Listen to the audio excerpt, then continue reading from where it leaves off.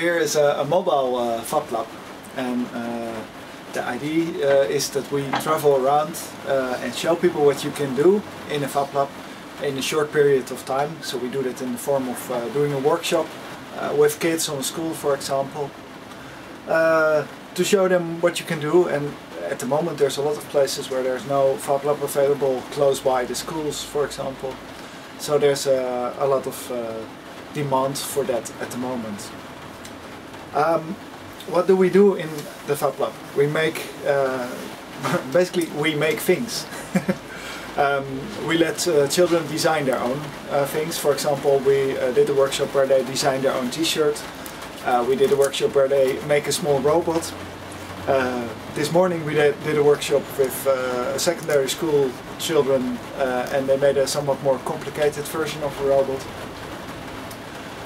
The tools we use in these workshops are, for example, this machine here, which is a laser cutter. And with this laser cutter we can cut through wood or acrylic sheets, and then we can make parts. For example, this is the basic structure of one of the robots that we built. It was cut on this machine this morning. And later on we made a lot of these little robots with a little computer on it that moves the legs. And the kids had to solder it together. But the laser cutter can do much more. It can also, for example, make parts for other machines.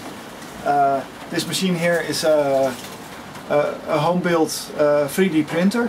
Actually, this model is sold as a kit from a company in the US called MakerBot Industries. They designed an easy-to-build 3D printer that prints out of plastics. And instead of that you have a 30 or 40,000 euro 3D printer, it's now possible to have one at home for less than 1,000 euros. Which makes it far more accessible. And these are still a little bit experimental, but I think that in a couple of years every school will have such a machine, and that they will be available in maybe like you have copy shops now, that you also get locations where you can use 3D printers. At the moment the Fab Labs are the place to go to find a 3D printer, although not all the Fab Labs have one yet.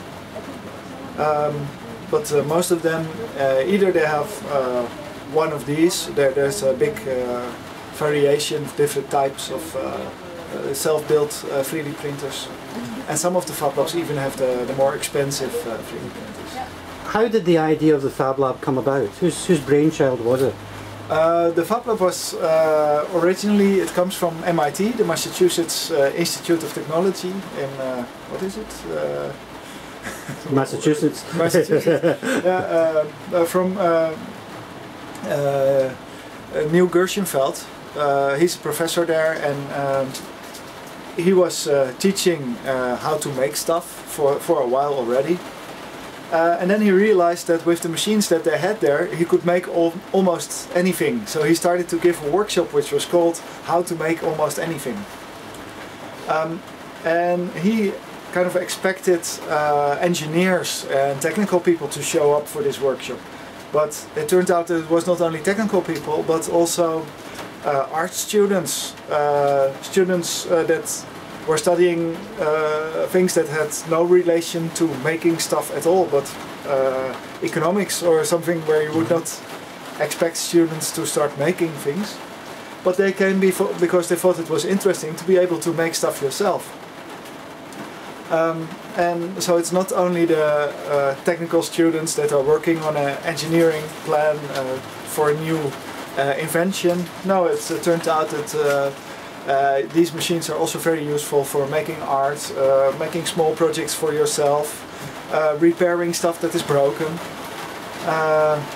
So he thought that this should be expanded to something that is available for other people as well. And he made the first Fab Lab at MIT, which is not only open for the students but for everybody.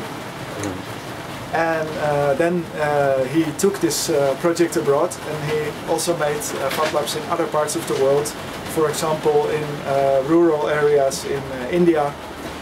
And it turned out that also there people found a use for these kind of machines, although the use is completely different than the use that they have at MIT. In rural India, the chance that someone will make art is slightly less, but on the other hand there's a lot of tractors that need to be repaired, all kind of other small inventions that can make life easier that you can make in a Fab Lab. For example, there's a water pumping system that was developed in a Fab Lab. Different locations find different needs for the same machines. This is also what we find during the workshops that we do, that sometimes people say, yeah, this is really interesting because I've been looking for these machines to make some kind of art. And then a few days later someone says, yeah, can I come and use your machines for a couple of days because I want to see if I can make this invention work.